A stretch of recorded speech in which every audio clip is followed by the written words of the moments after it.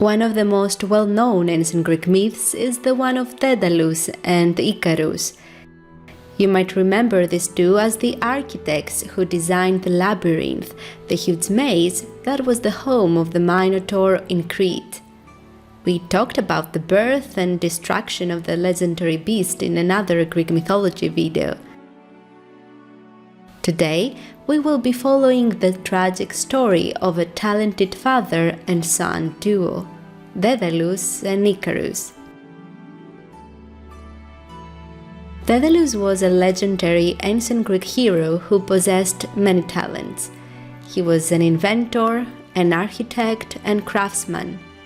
Rumor had it that he had god Hephaestus' blood running through his veins, giving him the ability to create innovative constructions.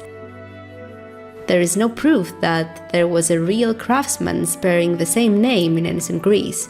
Therefore, Daedalus is considered a mythical figure. The talented man was an Athenian of aristocratic background. His name derives from the Greek verb daedalo, meaning to work cunningly. He was reportedly the creator of a wooden cow for Queen Pasiphae of Crete. The latter was attracted to bulls after meeting god Poseidon in this form and used the wooden cow to attract bulls. Daedalus' less weird and most admired creation, however, was the Cretan Labyrinth of the Minotaur, a huge maze with countless traps and dead ends. Icarus, on the other hand, was the son of Daedalus. His mother was a slave. The young man possessed many of his father's talents and followed him around his trips. Father and son once traveled to the island of Crete, where they were hired by King Minos to construct the labyrinth, the wooden cow, and many other items.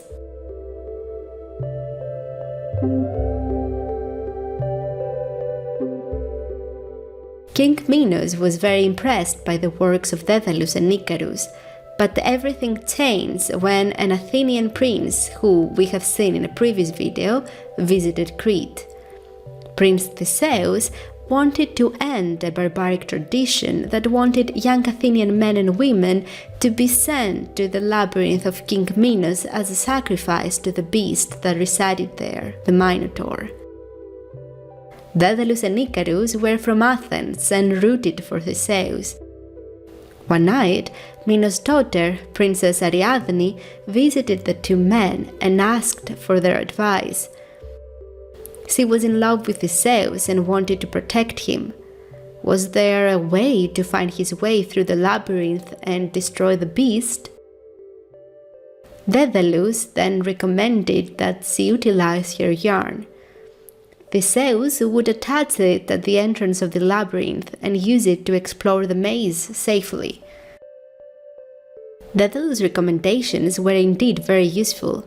Once Theseus destroyed the Minotaur and escaped, King Minos ordered the prosecution of the two craftsmen. Father and son were thrown into the maze with no tools or weapons to use.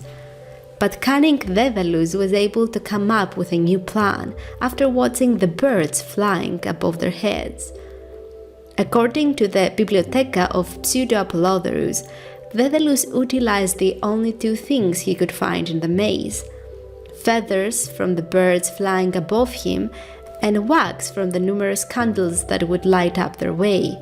After days of collecting feathers and hard work, Daedalus was able to create two sets of wings by gluing the feathers together with the wax.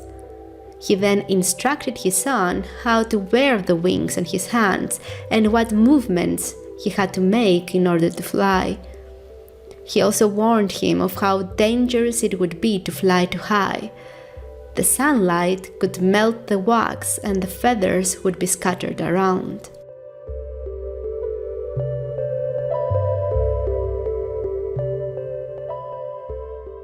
The two men were successful. They were able to fly high over the maze they had built and look over Crete. Daedalus instructed Icarus to hurry up. They needed to reach Sicily now that their wings were intact.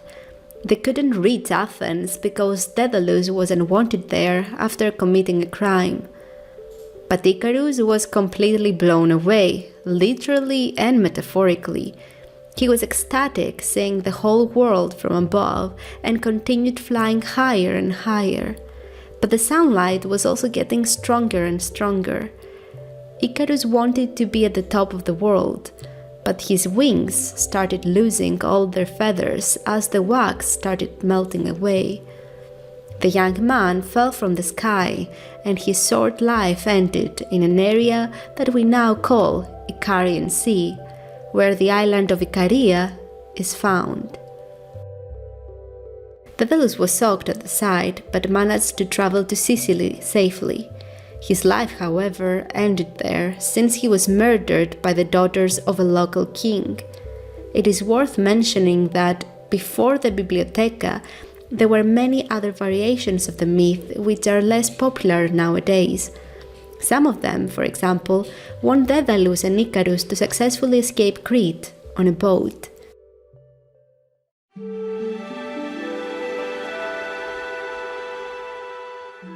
Icarus' myth, and specifically the ending, is a story of Hybris.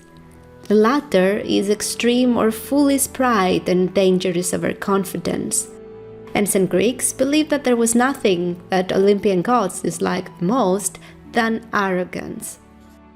Icarus was a young person who was able to escape a dead-end situation with his and his father's cunningness. However, instead of being thankful for making it alive, he wanted to show off. He flew aimlessly in the sky and even tried to reach the sun. He paid this with his life.